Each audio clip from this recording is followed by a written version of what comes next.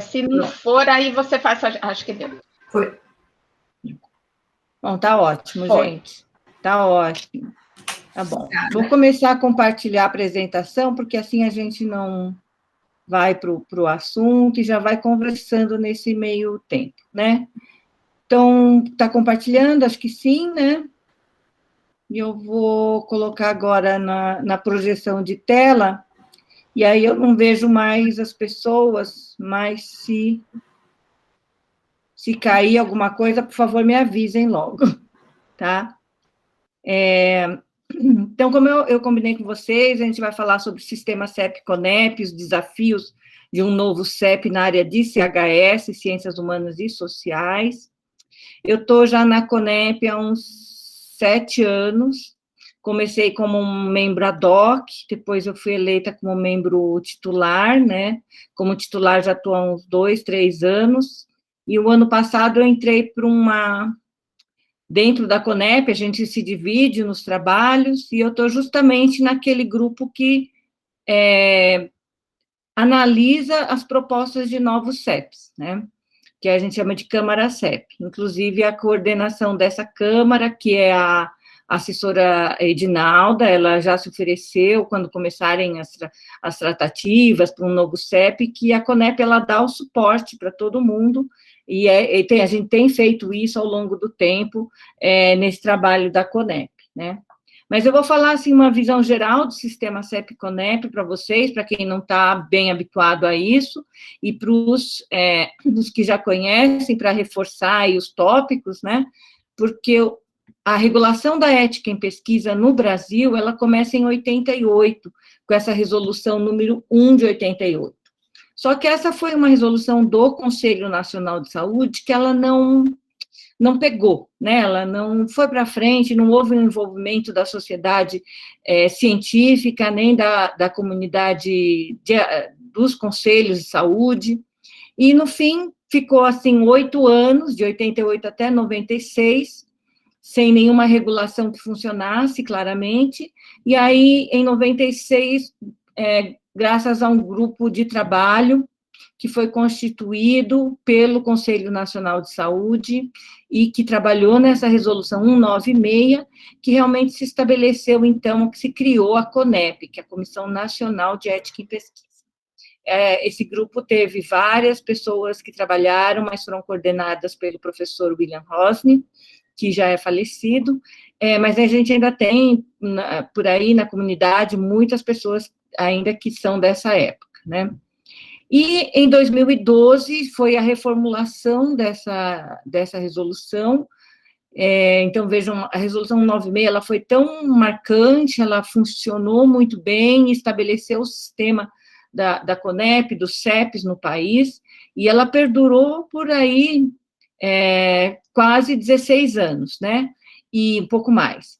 E aí veio a resolução 466, que é de 2012, que foi uma atualização e estabelece, então, o sistema CEP-CONEP, como a gente conhece hoje, né, sistema CEP-CONEP, para trabalho para a regulação ética dos projetos de pesquisa. Esse é o tamanho do sistema CEP-CONEP hoje no Brasil. São 864 CEPs, essa é a atualização do começo de junho, pode ser até que tenha mudado isso, porque a toda hora a gente está, às vezes, autorizando novos CEPs, revalidando outros CEPs, reconhecendo outros, alguns estão se inativando, né? Então, isso é uma coisa muito dinâmica, mas é em torno de... Esse é o tamanho, hoje, no país. É claro que o Estado de São Paulo é o campeão em número de comitês de ética em pesquisa, porque concentra as pesquisas mesmo, mas a gente tem em todas as unidades da federação, nós temos comitês de ética em pesquisa. Estou envolvendo um total aí de mais de 14 mil pessoas trabalhando pela regulação ética em pesquisas em seres humanos. Então, é um trabalho desafiador, porque para fazer com que todos os comitês realmente atuem, trabalhem, funcionem, tenham posições homogêneas, isso é muito difícil. E é claro que a toda hora a gente está treinando, está capacitando, está retreinando, revendo resoluções, né? Mas tudo que se trabalha em torno da ética em pesquisa, ela está norteada na resolução 466. E a ética em pesquisa, aqui a gente tem um panorama de quais são as bases, né, da pesquisa ética, mas ela é muito voltada para a defesa do participante da pesquisa. Ela é muito voltada em se respeitar os direitos dos participantes, né? Respeitá-los na sua dignidade, autonomia, respeitá-los em não expô-los a uma pesquisa fútil que não tenha uma finalidade clara. Ela é uma pesquisa que deve ser justa, equitativa, ter uma relevância social importante, e muito importante, que nós sempre estamos atentos, é sobre os riscos e benefícios da pesquisa, buscando sempre evitar os danos previsíveis. Porque a ética em pesquisa, ela nasce lá no pós-guerra, nas experimentações dos campos de concentração nazistas, que ela nasce depois, mas vem daí toda a base, né, mundial em como trabalhar com a ética em pesquisa. E a nossa resolução 466, ela prevê essa defesa do participante da pesquisa, e eu queria dizer para vocês que esse é o principal norte.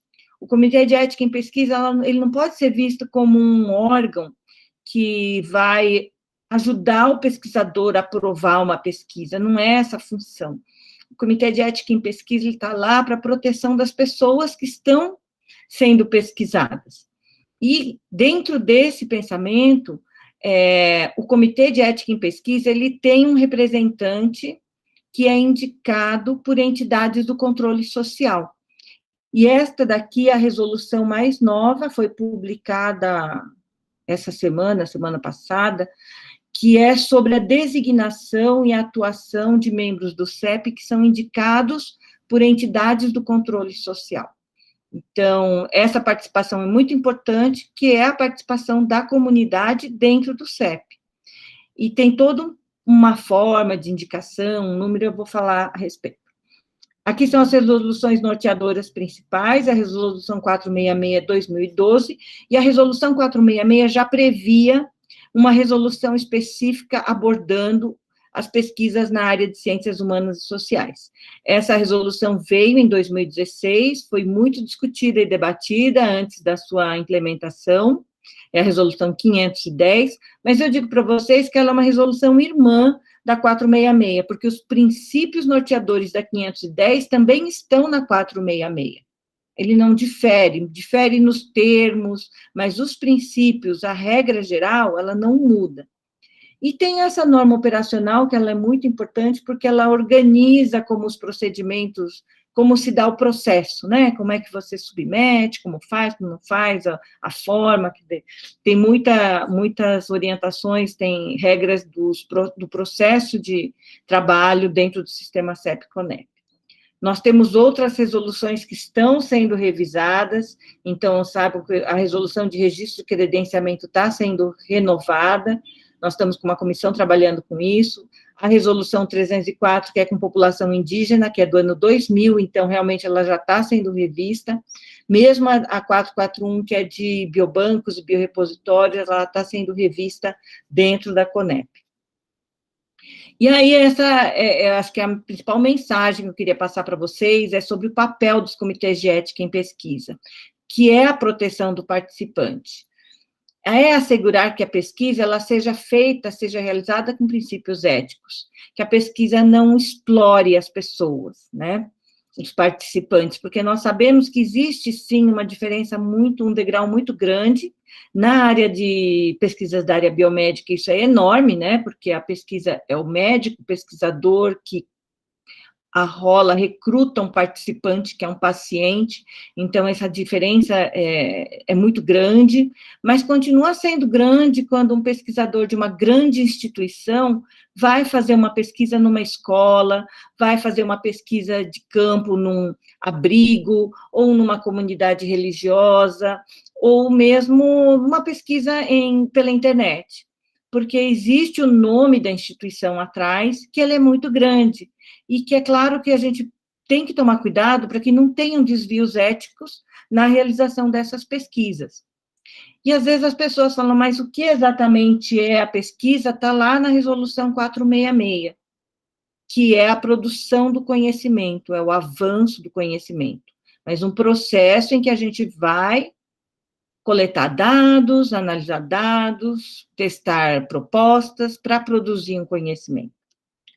E aí nós temos que tomar muito cuidado, às vezes, com o que não é pesquisa, é só uma assistência ou é um trabalho de extensão, que não vai produzir um conhecimento em si, às vezes vai treinar uma pessoa, vai treinar um grupo de pessoas, vai dar uma capacitação, isso não é exatamente uma pesquisa. Mas no momento que aquela capacitação, ela quer gerar um conhecimento que vai criar uma publicação, ela acaba se tornando uma pesquisa. Então, por vezes, é importante que a gente saiba, tenha essa noção para poder passar nos comitês de ética em pesquisa, para ter o aval, né, a validação de que é uma pesquisa ética. A pesquisa em ciências humanas e sociais está definida na Resolução 510, ela é aquela que se volta para o conhecimento, compreensão das condições, existência, vivência e saberes das pessoas e dos grupos, em suas relações sociais, institucionais, seus valores culturais, suas ordenações históricas e políticas e suas formas de subjetividade e comunicação, de forma direta ou indireta, incluindo modalidades de pesquisa que envolvam intervenção. Então, vejam que mesmo a intervenção, ela é possível, ela existe, sim, em ciências, na área de ciências humanas e sociais. E o participante da pesquisa, como está definido o participante na Resolução 510? Ele é um indivíduo ou grupo que, não sendo membro da equipe de pesquisa, dela participa de forma esclarecida e voluntária, mediante concessão de consentimento, e também, quando couber, de assentimento. O assentimento é a anuência dos menores de idade, né, os menores de 18 anos. Nas formas descritas da resolução, porque na resolução 510, o consentimento ele pode ser formal, por um documento em papel, impresso e assinado pelo participante, mas ele pode ser um registro, um áudio, um vídeo, ou o registro na internet da aceitação tácita de ser pesquisado. Então, tem diferentes formas. O que muitas vezes não vai acontecer lá nas ciências biomédicas, com uma pesquisa que testa um novo medicamento, por exemplo, né? Aí vai ter que ser um consentimento formal mesmo. Bom, e quais são os princípios éticos das pesquisas em ciências humanas? Eu retirei esse trecho da Resolução 510, para que vocês vejam que são os princípios éticos de qualquer pesquisa, né? É o reconhecimento da autonomia de todos os envolvidos, é a defesa dos direitos humanos, respeito aos valores de cada comunidade, de cada pesquisado, participante, né? É uma pesquisa que visa a socialização da produção do conhecimento. Então, uma coisa que sempre é solicitada nas pesquisas nas ciências, na área de ciências humanas e sociais, é a forma como vai se devolver para a comunidade, para a sociedade, aquele conhecimento que foi gerado. Esse é um aspecto muito importante. Ela se baseia na recusa de qualquer forma de preconceito, a garantia do assentimento e consentimento, quer dizer, não só os maiores de idade, mas os menores de idade, que eles possam dar sejam ouvidos, né, quanto à sua vontade de participação ou não, a garantia do sigilo e confidencialidade, não utilização de informações em prejuízo dos participantes, tomar muito cuidado com os participantes em situações de risco ou vulnerabilidade, e compromisso de propiciar uma assistência, eventualmente, quando se tem qualquer dano material ou imaterial decorrente daquela participação. Então, isso não muda de uma pesquisa de áreas de ciências biomédicas ou de ciências humanas e sociais, porque são princípios gerais que todo pesquisador deve ter no momento que ele se decide em realizar uma pesquisa e gerar o conhecimento, né?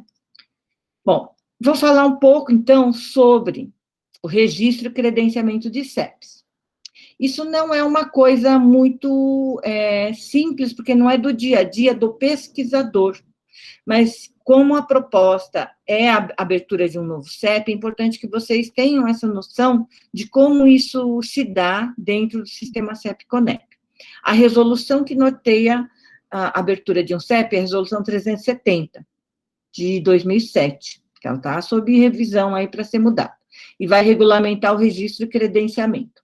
Na página da CONEP, existe um checklist de todos os documentos necessários para se solicitar o registro de um novo CEP. Então, tem um documento de solicitação, lá tem como baixar os documentos, os formulários, o formulário, o ato de designação dos integrantes. Quem solicita o CEP, a abertura, o registro de um CEP, é a instituição. Então, na Unifesp, é a reitoria, que é o órgão máximo de organização, né, dentro da estrutura de organização da instituição. Tem que ter o representante de participantes de pesquisa, tem que ter uma descrição da instituição que está solicitando, uma descrição das condições mínimas de funcionamento do CEP. Então, essas condições mínimas é que elas são muito importantes estarem asseguradas pela instituição, porque senão o CEP não subsiste, não consegue trabalhar. Então, para a constituição do CEP, aqui são os principais pontos da Resolução 370. O número mínimo de membros é de 7 membros. Podem ter, assim, membros titulares e suplentes, mas aí tem que ter 7 titulares, pode ter 7 suplentes, um outro número de suplentes, mas titulares tem que ter 7. Tem que ter um coordenador, pode ter mais do que um coordenador, às vezes tem um coordenador titular, coordenadores adjuntos, vice-coordenadores, isso cada CEP decide como vai funcionar. E tem que ter um número de representantes e participantes da pesquisa. O número mínimo é de 2 representantes. Então, se eu tenho até 7 membros, 2 deles têm que ser representantes e participantes da pesquisa. Se eu tiver 9 membros, continuam 2. Mas se eu tiver mais do que 14 membros, aí vai ser na proporção de 1:7. Essa é a resolução agora, que saiu agora, essa semana, né? Porque antes era no mínimo de 1, e depois na proporção de 1:7. E agora é um mínimo de 2. Esse é um dos requisitos mais difíceis de se conseguir cumprir na abertura de um CEP, porque o representante participante da pesquisa, ele é um representante da sociedade, e tem um slide para frente que eu falo para vocês certinho, mas, em geral, tem que vir indicado pelo Conselho Municipal ou Estadual de Saúde, né, que tem uma representatividade do controle social. O CEP ele tem que ter caráter multidisciplinar e interdisciplinar, menos da metade dos membros devem pertencer à mesma categoria profissional. Então, por exemplo, em um CEP que tenham 7 membros, né, eu não posso ter 4 médicos, porque os outros 3 são de outras categorias, passou da metade de uma mesma categoria. Então, isso deve ser equilibrado, né, para que não tenha uma predominância de uma categoria profissional. E é bom porque o debate com outras categorias é muito mais rico do que quando você fica com a mesma categoria, né. Os membros não devem apresentar conflito de interesse, então, relações de hierarquia. Um exemplo típico é você ter um pró-reitor no Comitê de Ética em Pesquisa, o pró-reitor de pesquisa. Aí não funciona, né? Porque você está com alguém que está ali autorizando as pesquisas na instituição, como membro, ou às vezes até coordenador, o próprio CONEP já solicita, porque isso é checado, né, na hora que uma instituição pede o CEP, e já solicita que seja substituído.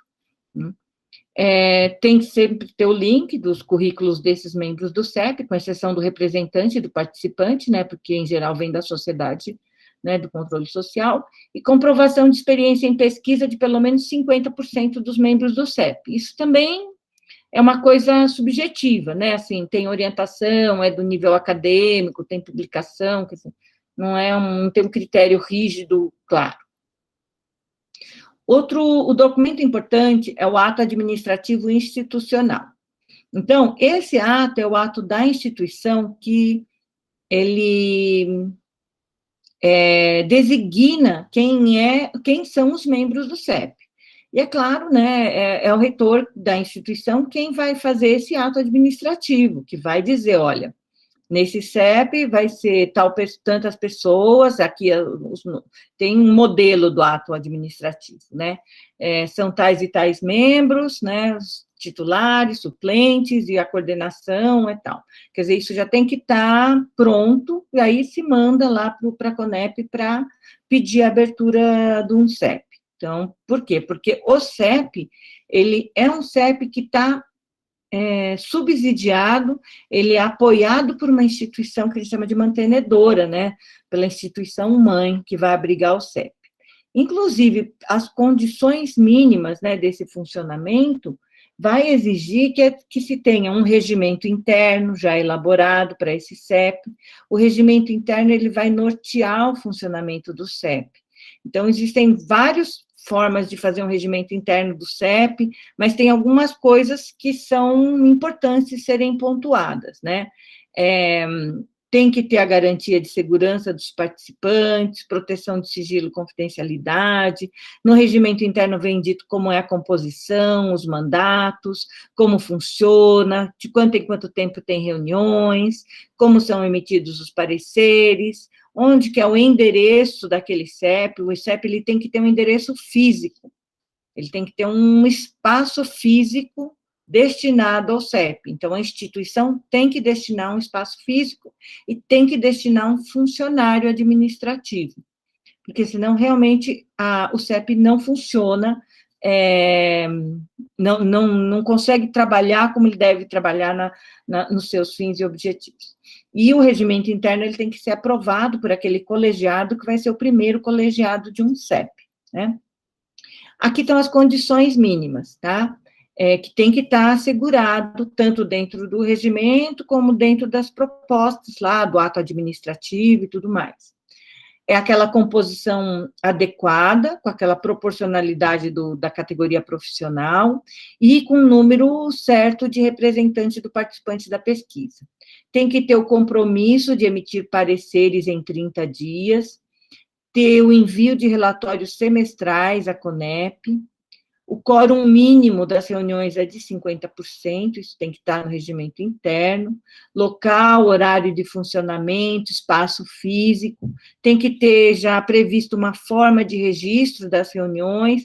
Hoje, muitos CEPs têm utilizado as reuniões virtuais, mas porque, a princípio, a Conep nunca não era praxe fazer reuniões virtuais, só com a pandemia que a gente passou a fazer reuniões virtuais, mas ainda não se sabe como vai ficar isso no pós-pandemia, né? Porque é muito importante o contato presencial dos membros do CEP para a troca de experiências entre si, né? Ele é muito mais rico presencialmente, mesmo na Conep a gente já percebeu isso. Tem que ter o compromisso do arquivo da documentação por 5 anos, o envio de pelo menos 12 projetos por ano, que seria em torno de um projeto por mês. Uma instituição grande tem muito mais do que isso, né? Na renovação, o regimento interno, ele sempre é aprovado por todos. As reuniões têm que ter um mínimo de regularidade mensal. A instituição tem que providenciar um funcionário administrativo exclusivo para o CEP, então, não é um funcionário que trabalha mesmo somente para a organização, recebimento dos protocolos, orientação dos pesquisadores e da comunidade. Tem que ter equipamento de informática para que o CEP funcione, mobiliário, material, e o CEP também tem que ter o compromisso de promover atividades educativas sobre ética em pesquisa. Então, muitas coisas dessas estão lá, devem constar no regimento interno, e outras coisas, às vezes, constam nos documentos, nos diferentes formulários que acompanham a solicitação de registro de um CEP, né?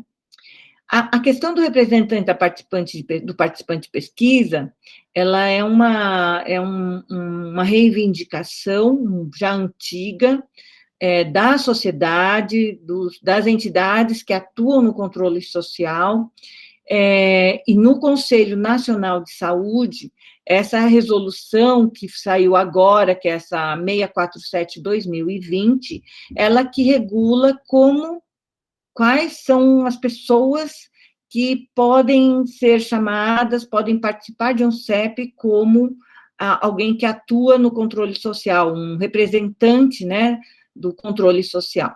Em geral, são indicações ou do Conselho Municipal de Saúde ou do Conselho Estadual de Saúde. Existe toda uma discussão se, por exemplo, um representante do Conselho Estadual de Educação pode ou não ser um representante. Eu entendo que pode, porque é um representante que atua aí no controle social, vai ter uma visão da sua comunidade.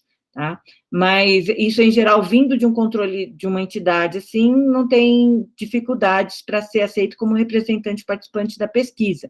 Mas, por exemplo, um membro indicado pela OAB, isso já não é uma associação de controle social, né? Ah, mas representa os advogados. Não, não é exatamente esse, isso é uma associação de classe, ou do CRM, ou da Associação Paulista de Medicina, não. Das associações de classe, a gente não é esse caráter de ser uma instituição do controle social, né?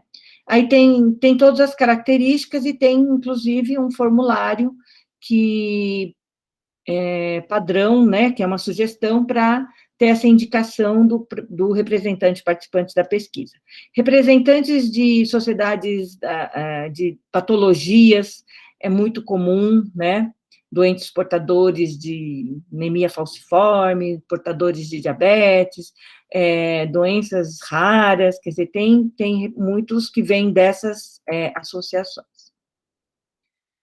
Aqui a forma como acho que eu pulei um slide aqui, né, como tramita esse registro e a renovação. Então, o CEP, né, e a instituição, eles mandam uma solicitação para a CONEP analisa toda aquela documentação daquele primeiro quadro que eu mostrei para vocês, se não está em conformidade, quer dizer, falta um documento, tipo, o regimento interno, ele não está apropriado, eles vão apontar as mudanças do regimento interno, volta para o CEP, e aí o CEP revê, né, o grupo que está formulando o CEP revê, reajusta o regimento interno, manda de novo para a CONEP, existe toda uma troca de informações, para até que fique tudo redondo, a gente diz, para poder fazer o registro do CEP.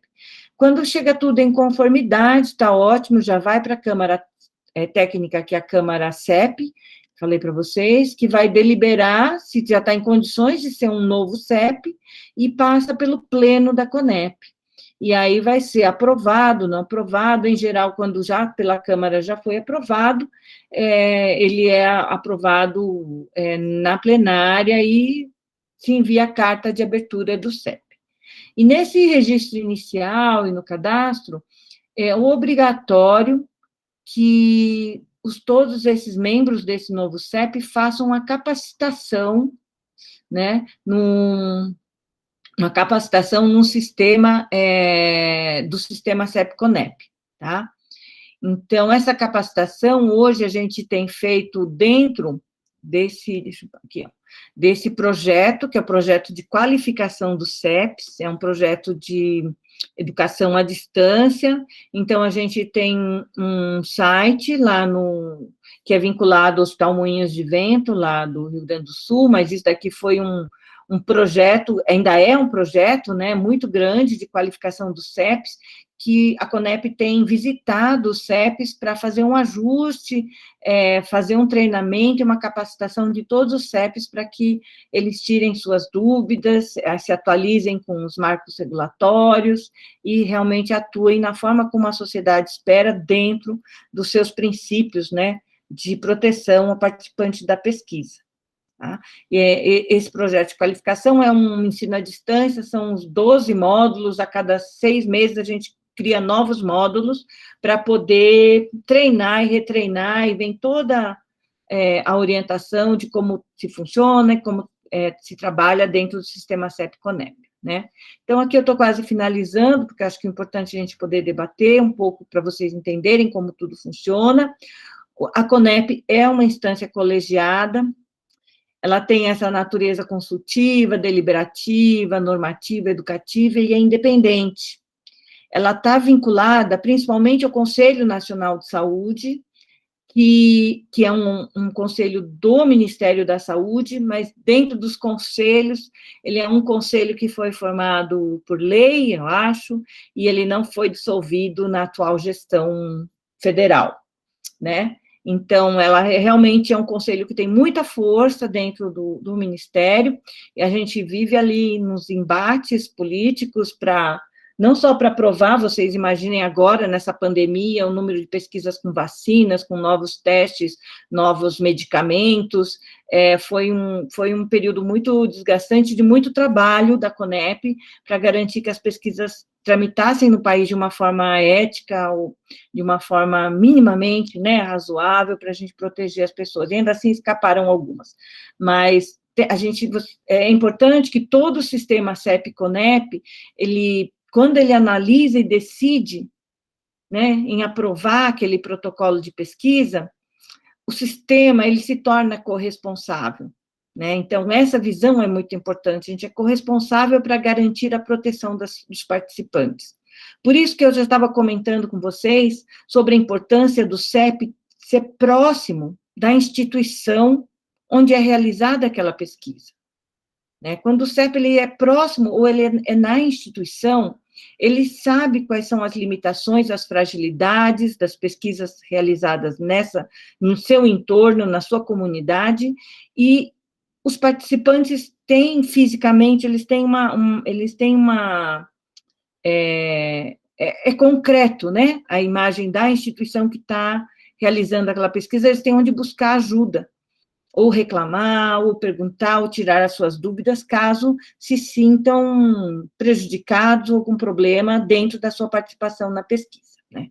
Então, estou finalizando aqui a apresentação, porque esse é um tema que a gente não é tão comum a gente fazer uma palestra sobre o registro de CEP, né? Eu vou interromper aqui o compartilhamento. Pronto. Porque, em geral, ainda mais pesquisa para os CEP já formados, né?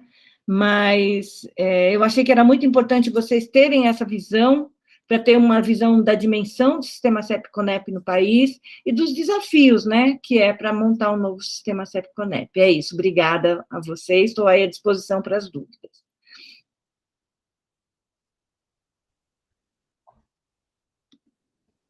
Obrigada, Roseli. Bom, acho que eu não caí. Não. Tem uma pergunta tem uma pergunta aqui, querida. Não sei se você quer que eu leia? Deixa eu ver aqui, não, vou abrir o bate-papo aqui. Após o parecer consubstanciado, pergunta do Rosiran, né? Obrigada, Rosiran, pela pergunta. Após o parecer consubstanciado, com pendências, qual o tempo mínimo para retorno do segundo parecer? Que assim, depois que você o compromisso é de emitir o parecer consubstanciado em 30 dias. Agora, se o pesquisador demora para devolver as coisas, né, porque ele recebe primeiro o parecer com pendência, aí ele corrige tudo, volta para o CEP. O compromisso é de emitir um parecer em 30 dias. Isso que é o nosso compromisso como membros de CEP. Às vezes emite antes, às vezes demora. Tem um membro de CEP, eu trabalho com CEP com um monte de gente, eu já vi. Outro dia um lá deixou engavetado, lá 3 meses. Falei, coitada da professora, né? Já deve estar subindo pelas paredes. Eu falei, vai logo resolver isso, né? Mas não é tão comum assim, depende do CEP. E a coordenação tem que estar atenta quanto a isso. Por isso tem que ter o funcionário administrativo, para ir cobrando, porque os professores tem muitos membros de CEP que são da comunidade, né, da instituição, eles têm que ficar cobrando dele. Não é fácil, não, viu? O pesquisador também cobra o CEP, eu sei. Considerando uma instituição grande como a nossa, qual seria o volume de pareceristas na relação com a quantidade de pesquisa? Não sei dizer, não sei. Eu vou dizer assim, eu não sei nem o número de membros do CEP da Unifesp, porque, assim, vocês têm que entender a minha história, né? Eu entrei na Unifesp em 2013, e eu sou docente ainda na USP, então, a minha carreira, uma boa parte da minha carreira eu fiz na USP, e depois eu vim para a Unifesp. E ainda continuo lá na USP, sou do CEP da USP. Então, vou dizer quanto, no CEP do Hospital das Clínicas, nós temos mais, acho que é 60 membros. Nós trabalhamos em 6 câmaras, dentro do CEP da USP, mas tem CEPs maiores. Eu sei que o CEP da Unicamp tem uns 80. Mas vejam, é um CEP que tem história, né? Você vai trabalhando, vai aumentando gente, tal, vai trabalhando com um monte de gente. A gente tem um volume de pareceres enormes, mas eu não sei exatamente qual é essa proporção de números de pareceristas. Então, vai depender do movimento. Eu diria que se um curso vai depender do número de pareceres que tem por ano, né? Com certeza, na área de ciências humanas e sociais, vão ter mais do que 12 pareceres por ano, né? Pensar nos TCCs é bastante. Então, deixa eu ver. Ai, meu Deus, o negócio corre aqui, né, Eliane? Ai, aqui agora eu corre, acho que é o aqui, ó, Ricardo que vai falar. Ricardo, Rogério. Olha lá, 150, 180 projetos por mês. Que horror. Não é pouco, não. Quem vai perguntar? Ricardo? Tá bom, obrigado. Bom, primeiro eu queria agradecer você pela palestra super esclarecedora para a gente, né, Roseli? Acho que foi muito importante ter a sua fala nesse momento. E eu queria fazer uma questão que ela é bastante... Ela é menos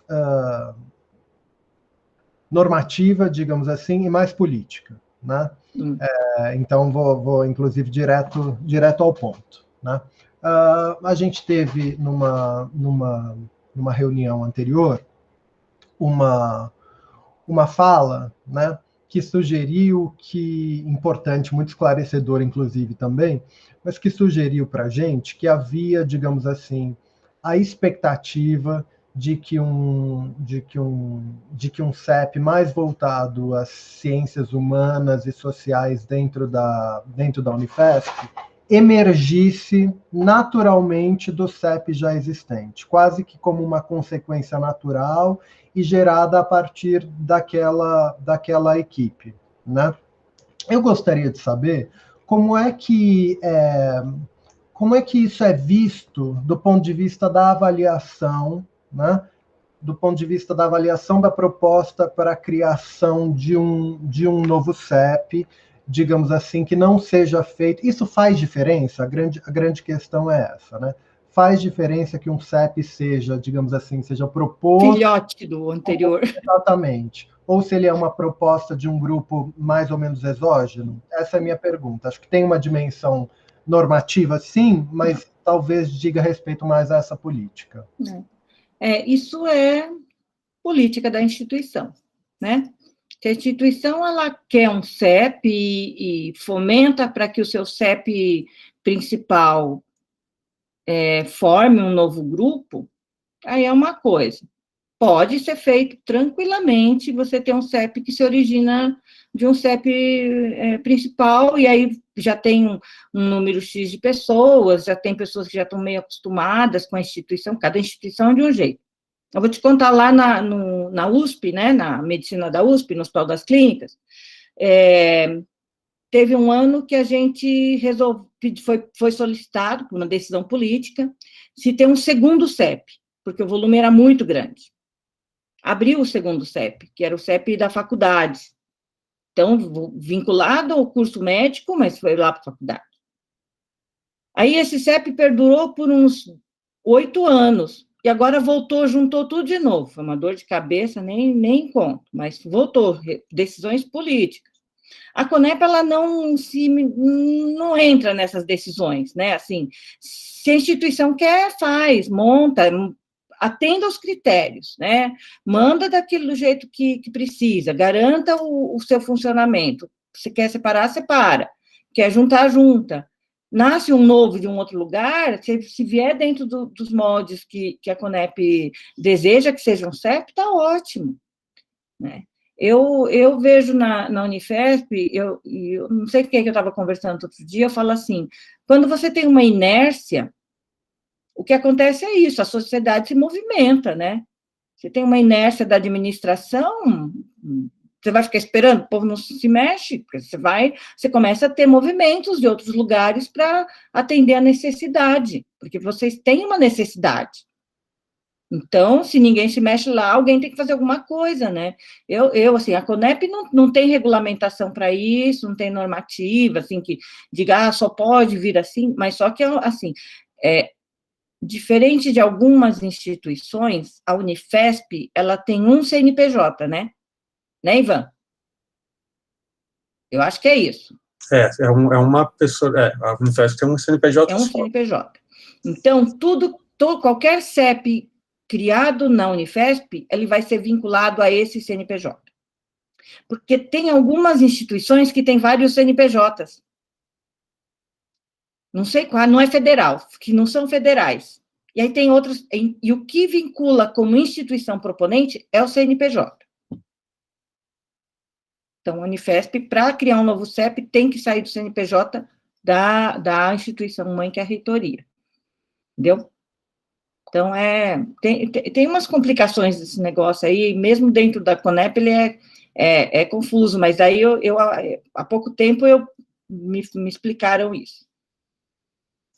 Agora, eu acho mais do que a maior preocupação assim que eu vejo é você ficar com protocolos que são de outros campos, de outros perfis, para serem vistos num CEP só. Mas aí um CEP só de ciências humanas e sociais, não, eu não acho bom, porque às vezes você tem ciência, tem pesquisa se misturando, né? Então, e o CEP ele tem que ter capacidade de analisar qualquer tipo de pesquisa, né? Mas alguns CEPs já colocam assim, dentro do regimento interno, que o CEP ele vai analisar preferencialmente projetos da área de ciências humanas e sociais. Que é isso. Aí, de repente, você tem um aluno seu que resolveu colher um sangue, ou pegar uma amostra de cabelo, alguma coisa assim, porque tem uma parceria com alguém de fora, vai poder passar por lá sem ter nenhum problema, né?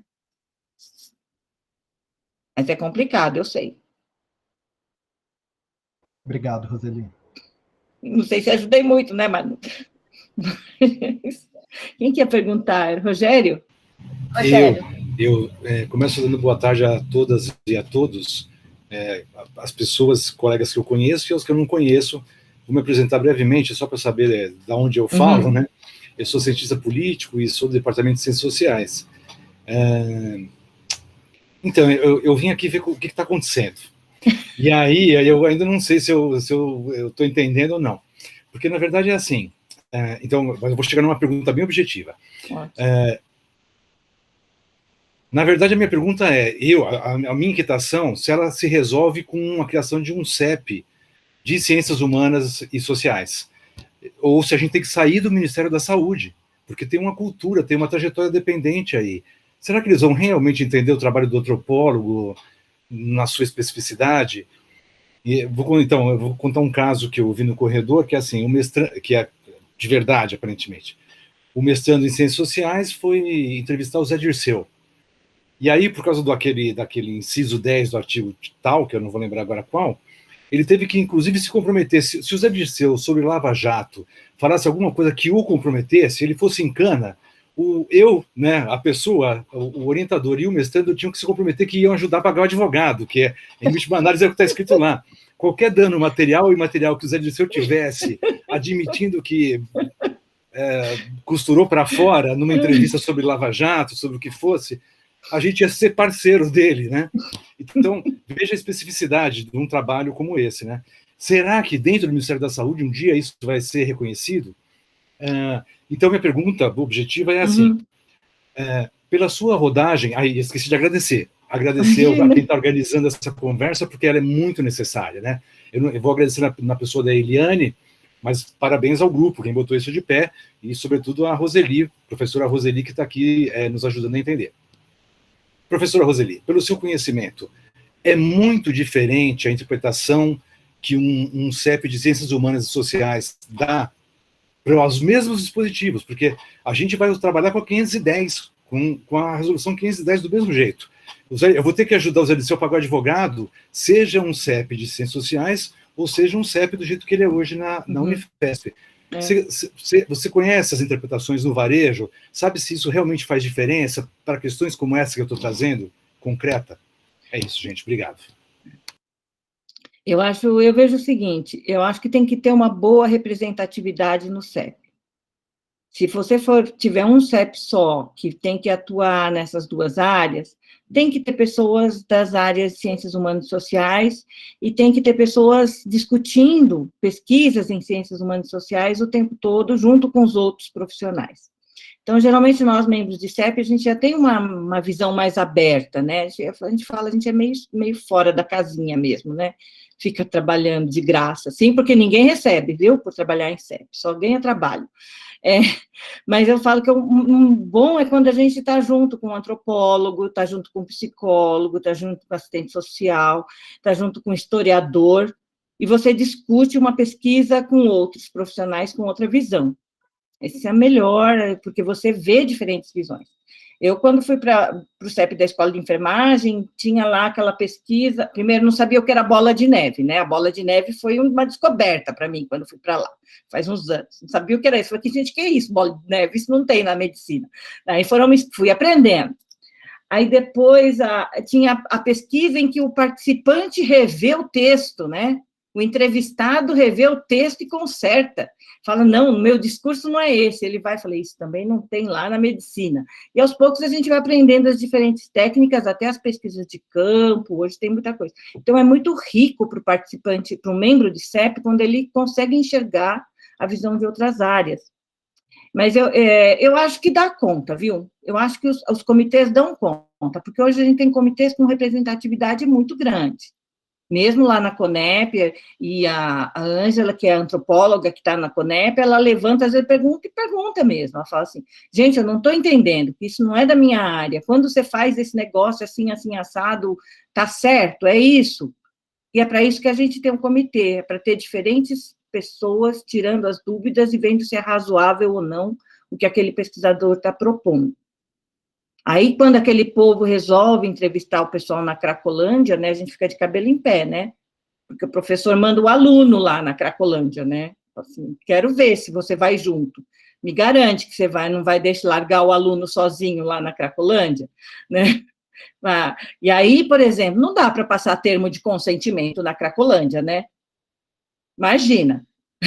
Então, e como faz, ter... então?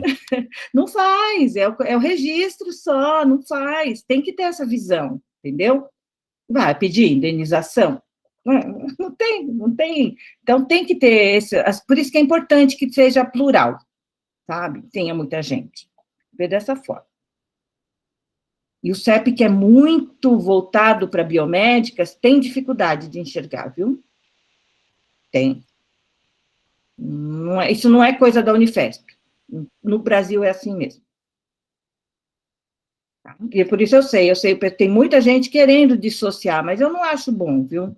Eu não acho bom dissociar, porque o sistema, ele é um sistema no mundo que funciona. Imagina isso, no país do nosso tamanho, essa bendita dessa plataforma Brasil rodando, onde existe isso? A gente...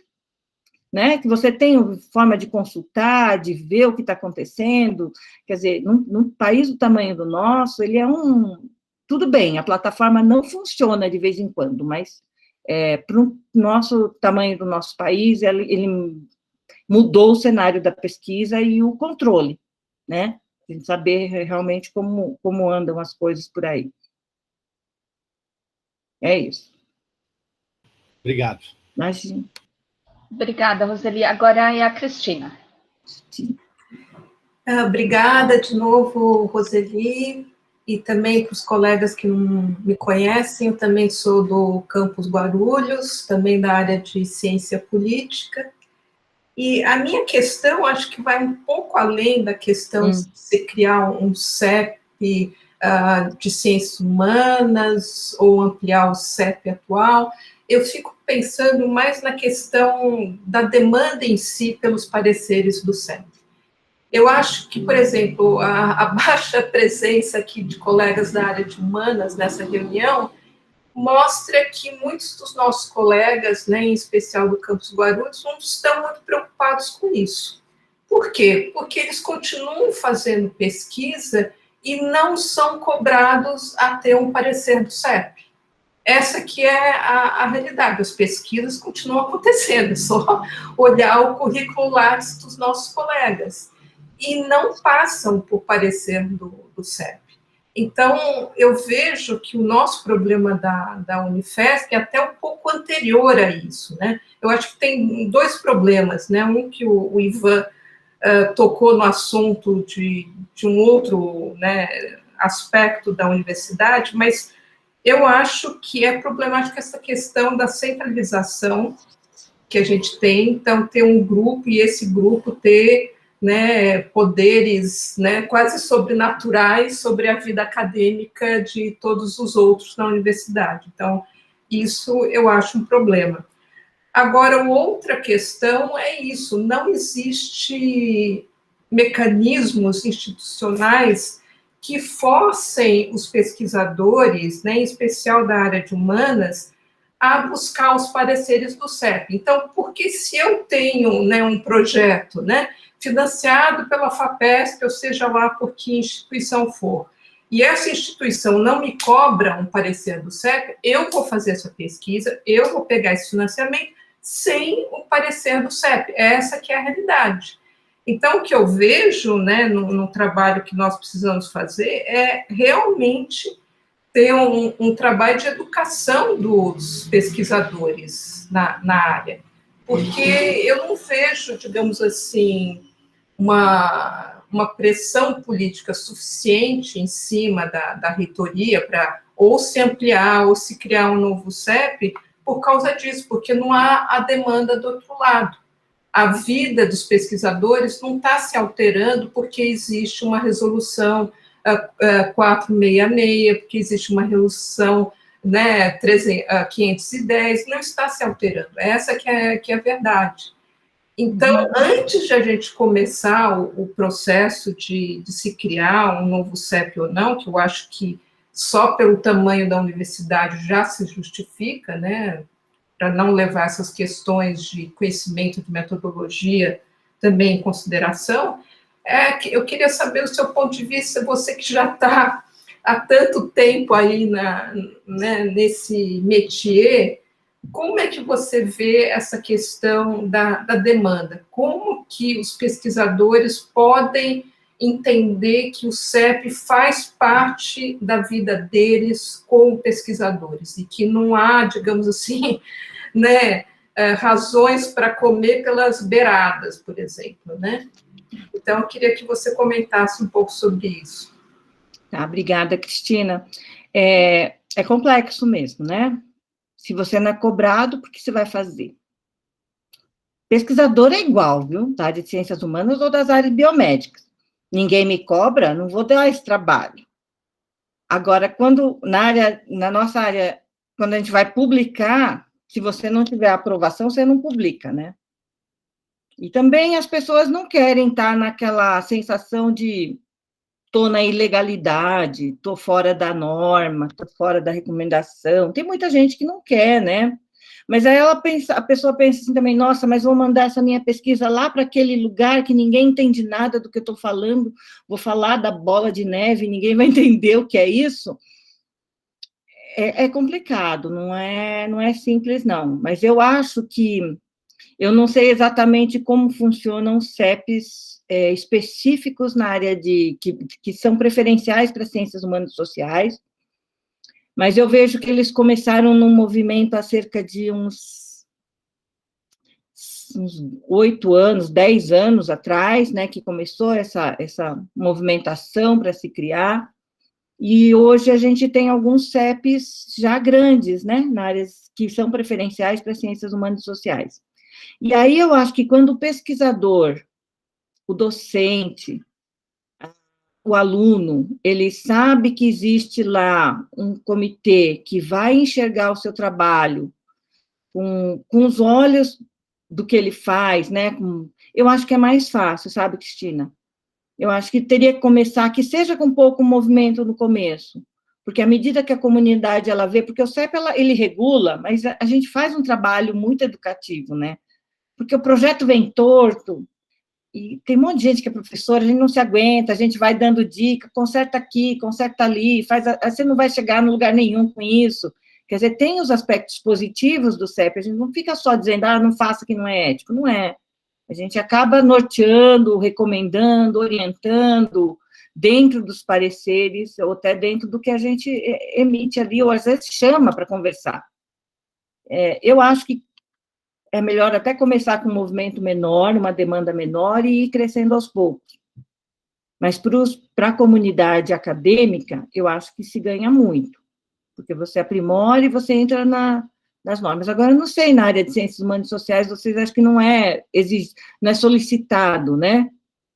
Porque as revistas na área biomédica, se não tiver aprovação, você não consegue publicar numa revista boa. Nossa área, que eu saiba, nenhuma das principais revistas da área de ciências sociais, a gente até pode checar lá os regulamentos das principais revistas, né, que estão lá no Cielo, nenhuma pede parecer do CEP para pesquisa da área de humanas e sociais. É porque tem muita, acho que, pesquisa que também não envolve, né, diretamente o ser humano. Entrevista, coleta de dados. Tem muita pesquisa, né, somente o Rogério que me corrige aqui, mas tem muita pesquisa, né, que é feita de opinião pública, por exemplo. Então, mas mesmo assim, eu acho que se não há demanda de um lado, se as revistas das áreas de ciências sociais não demandam, né, eu acho que a minha área de pesquisa é mais na área de administração pública, né, aí tem uma relação muito direta com o participante mesmo, né, você vai fazer pesquisa nas organizações, então envolve diretamente os participantes, mas as revistas não cobram, né? As principais revistas de administração pública, não cobram pareceres, enquanto os métodos, sim, seriam, né, em tese, questões a serem avaliadas do ponto de vista ético. Então, pelo que você me disse, né, existe um movimento cultural também, né, que já está bem sólido na área da medicina, das ciências biológicas, né, de realmente pensar nos danos ao participante. Isso já é uma questão além da demanda, né? É uma questão cultural, já está consolidado. Eu acho que na nossa área falta esse aspecto cultural, digamos assim, né? Diante de chegar, porque para chegar nas revistas, para as revistas demandarem isso, precisa os pesquisadores que são membros dos conselhos editoriais chegarem lá e assim, olha, nós precisamos começar a pedir parecer dos CEPs para as publicações que estão chegando aqui. Então, eu penso assim, né, que a nossa maior limitação parte disso aí, nós não temos um apoio, digamos assim, político suficientemente forte por falta dessa demanda do outro lado. Então, eu vejo um problema assim. Mas não é o que tem que ficar falando aqui, tem gente na fila. Obrigada. Agora o Alan. Olá, queria, né, agradecer aí a Eliane pela mediação, pela organização e por estar puxando essa conversa, né, esse diálogo na universidade que é tão importante. Agradecer aí a Roseli também pela disponibilidade em apoiar, em ajudar, né? Eu acho que, enfim, é uma discussão fundamental e que envolve essa questão da ampliação mesmo da cultura de ética em pesquisa, né? Esse exemplo aí que a Cristina deu é interessante, né?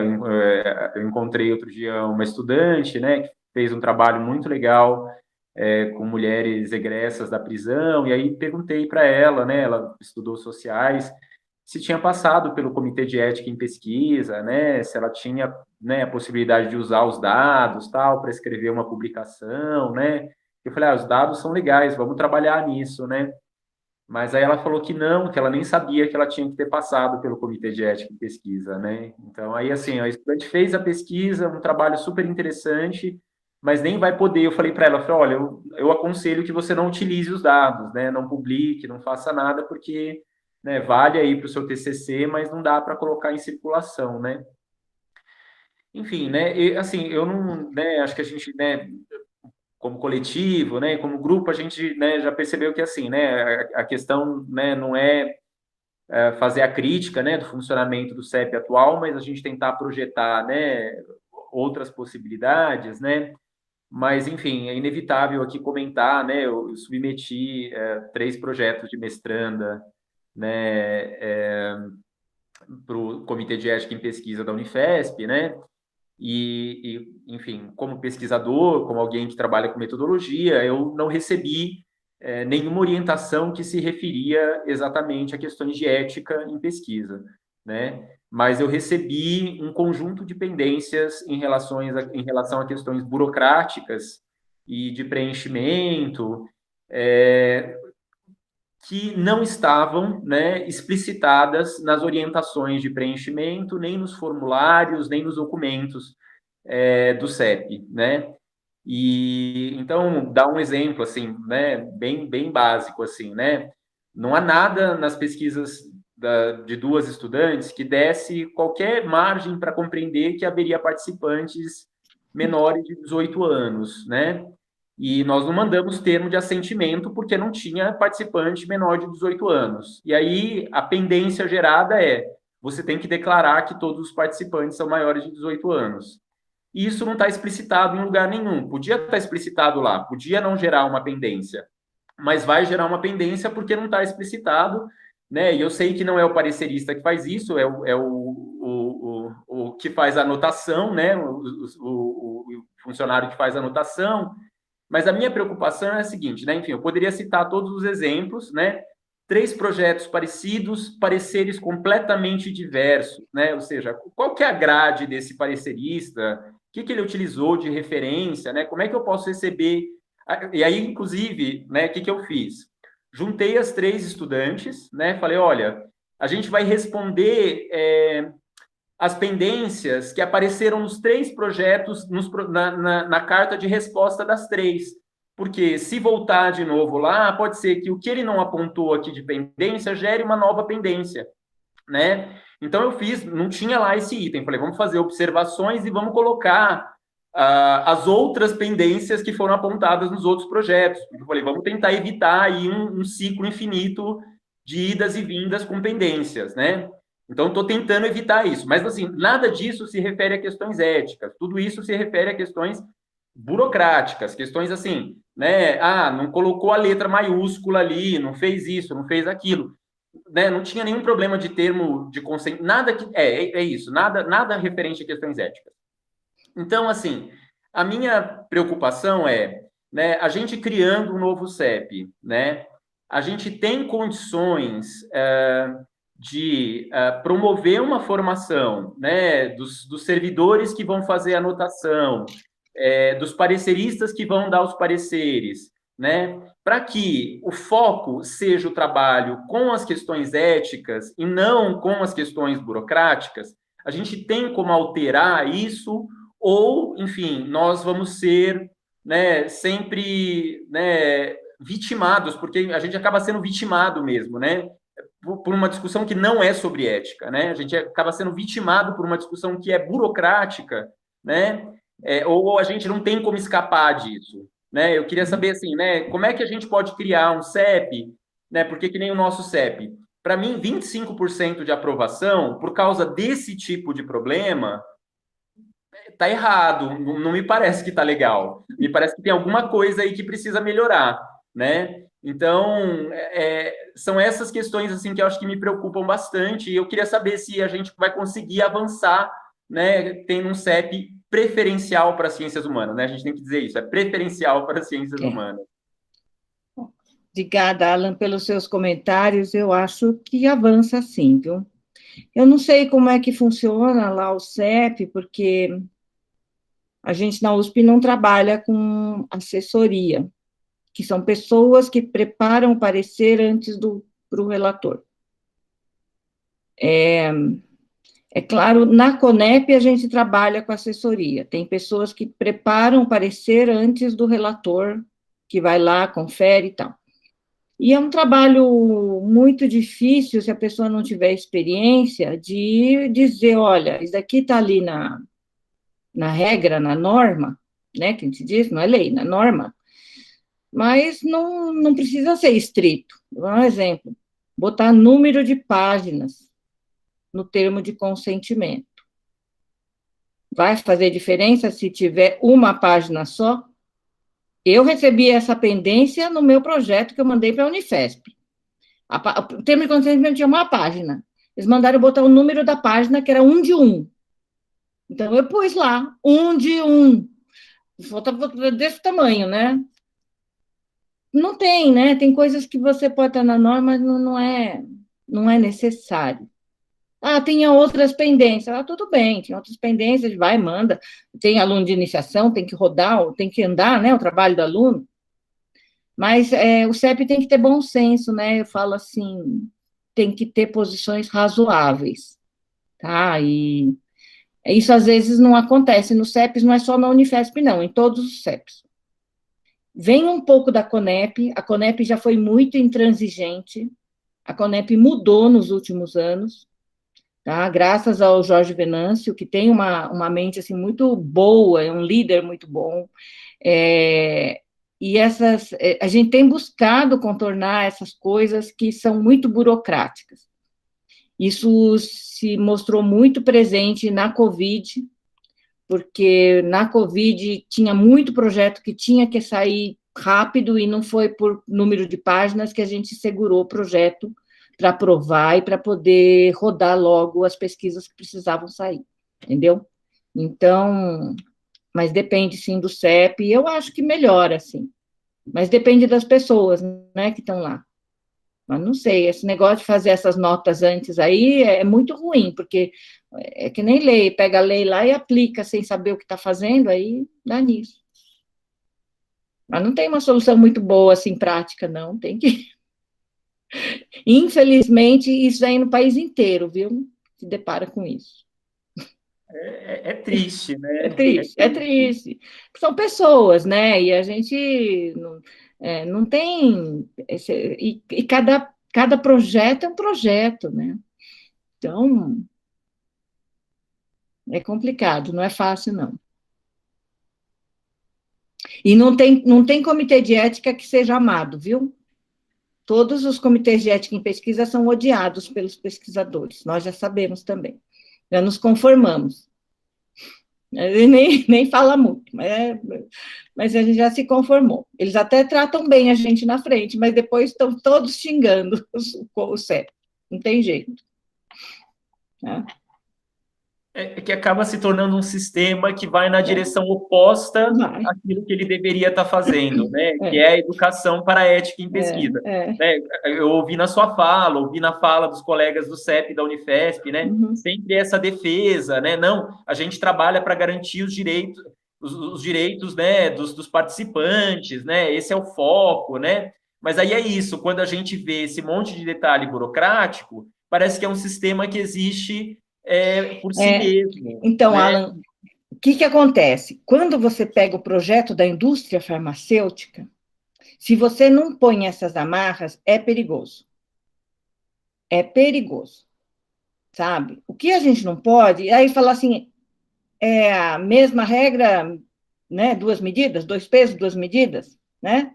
Mas as pesquisas da indústria, elas são perigosas. Eles exploram mesmo, eles testam medicamento, prometem que vão dar assistência, não dão, a gente tem denúncias e fica correndo atrás, às vezes vai para o Ministério Público para poder garantir o acesso ao medicamento de alto custo, e aí vira mesmo um contrato, coisa de... Então, assim, a gente acaba... Então, tem que ter um bom senso de não pegar a mesma rigidez que tem naquele projeto lá, que está testando um medicamento para o câncer de não sei o quê, e querer aplicar para um TCC de aluno, né? Isso demora um tempo para o comitê ser maduro para entender isso, entendeu? Mas eu entendo, sim, é difícil, não é fácil, não. Obrigada, Roseli. Liane.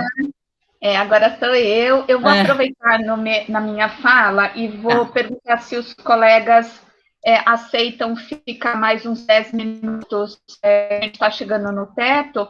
E depois, se o pessoal do GT podia ficar comigo uns 5 minutos, só para a gente poder ver a questão da marcação do próximo encontro, por gentileza. Nossa, Roseli, adorei, anotei um monte de questão aqui, mas vou, assim, depois a gente vai fazendo, né? Eu vou só fazer um comentário e uma questão, que é assim, por que os estudantes, eles não são representados?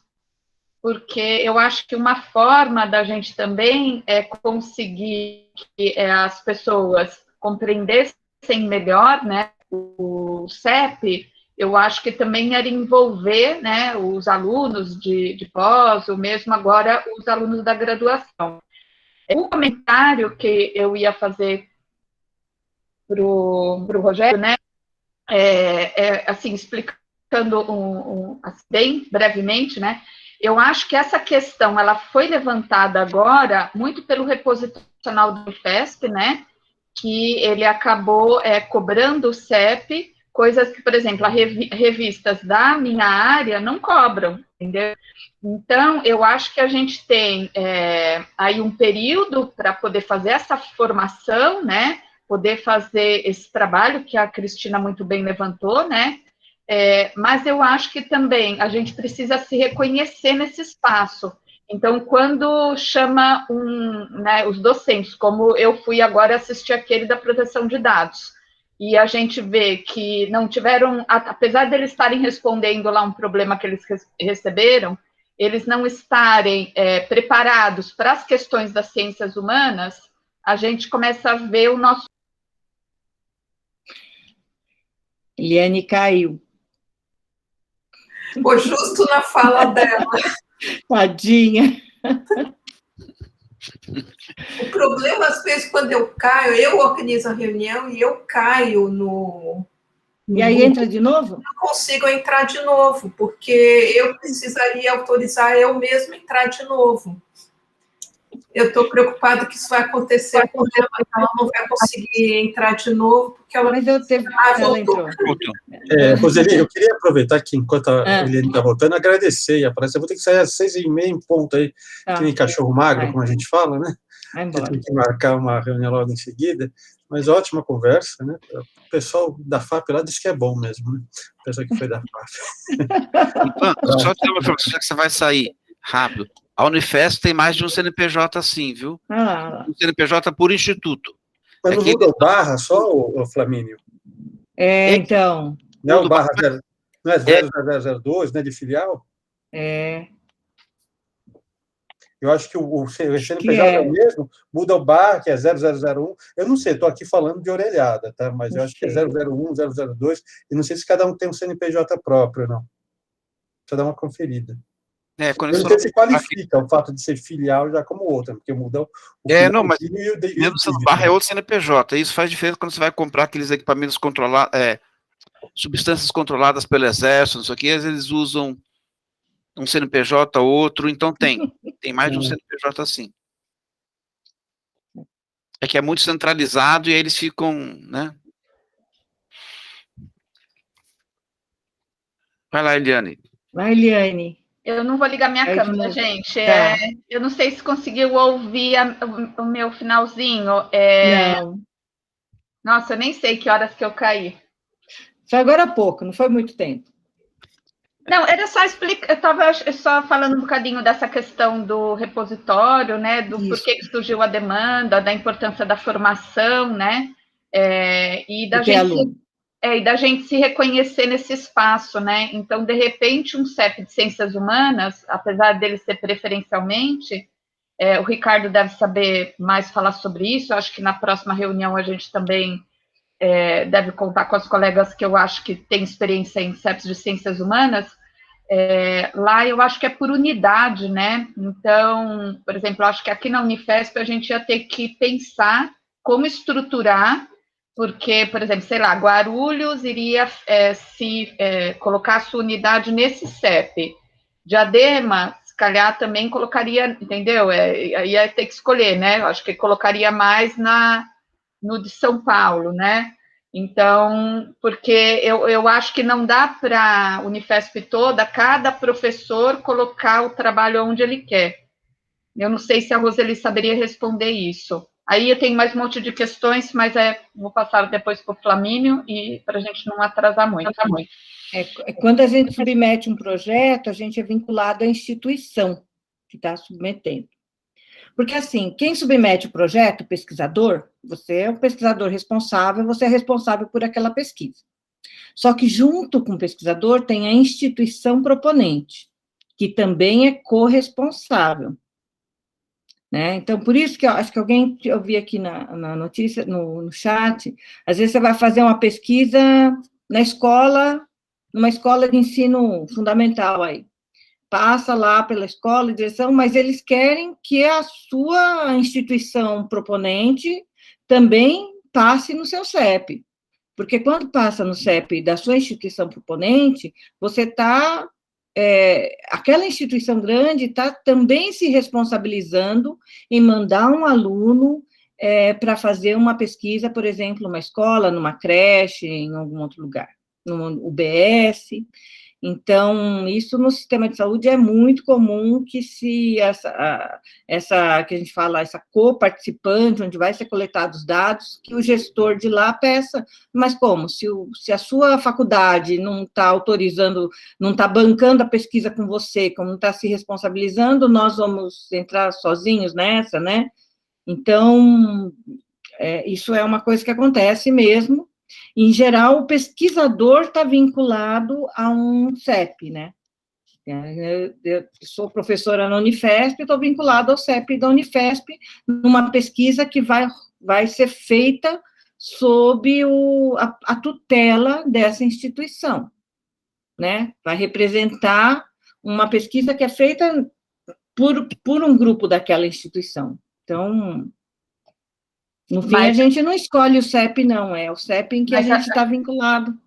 Mas a gente não tem que enviar para o departamento assinar quando a gente diz que não envolve seres humanos? Eu imagino que a gente deva enviar para o departamento. Então, o departamento vai dizer em qual que ele se vincule. Se esse departamento pertence ao campus, por exemplo, de Diadema, será que cada departamento vai poder se vincular, por exemplo, ao CEP de Ciências Humanas ou ao outro CEP, ou ele vai ter que vincular a Unifesp de Diadema inteira? Entenderam minha pergunta?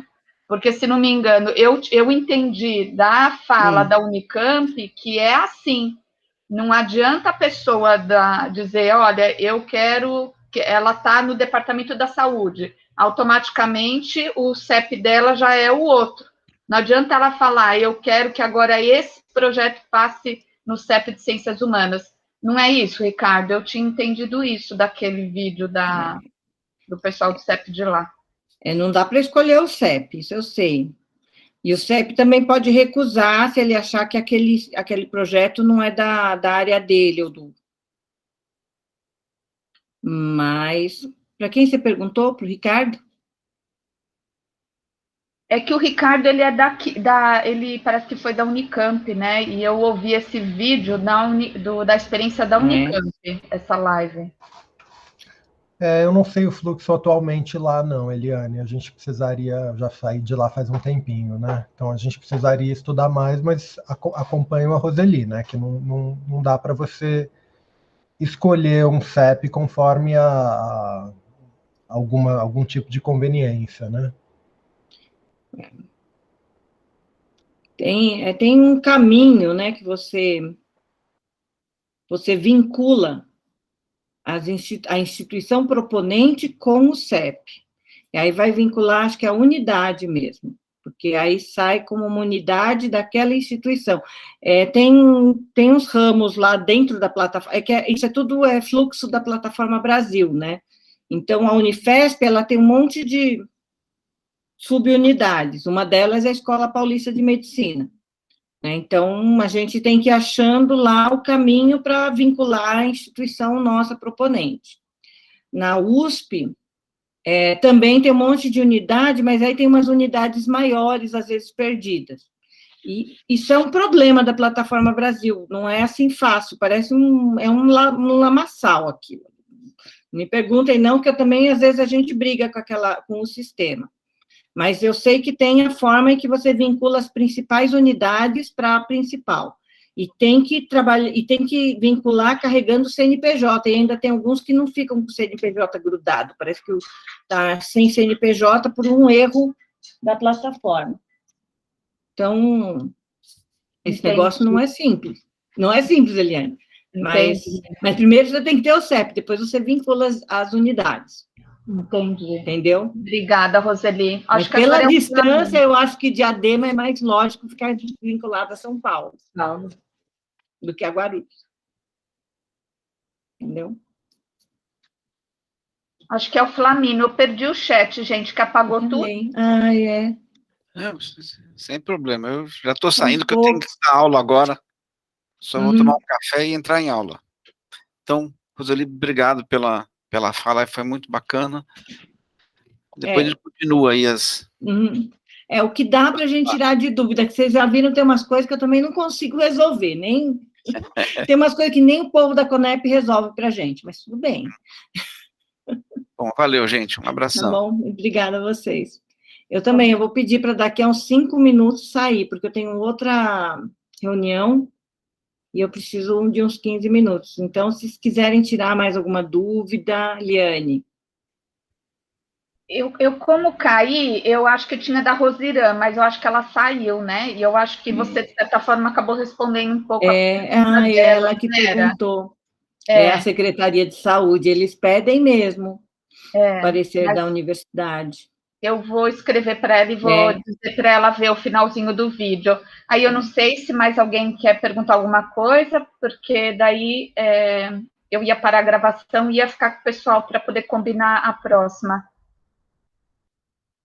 Alguém quer perguntar mais alguma coisa? Rogério, Alan, Silvana? Eu acho que ele podia ficar aqui muito mais tempo, né? Mas a gente sabe que a Roseli tem compromisso aí. Vamos chamar ela de novo. Quem está falando é a Silvana. Oi, querida. Olá a todos. Eu não vou abrir a câmera, porque eu não sei o que está acontecendo. Está travando de vez em quando a imagem. E eu estou com medo de abrir e cair tudo aqui. Eu estava escrevendo e travou o chat, então é melhor eu falar. Eu sou doutoranda em Ciências Sociais, né? E recebi o e-mail, né, pela secretaria do curso sobre a reunião.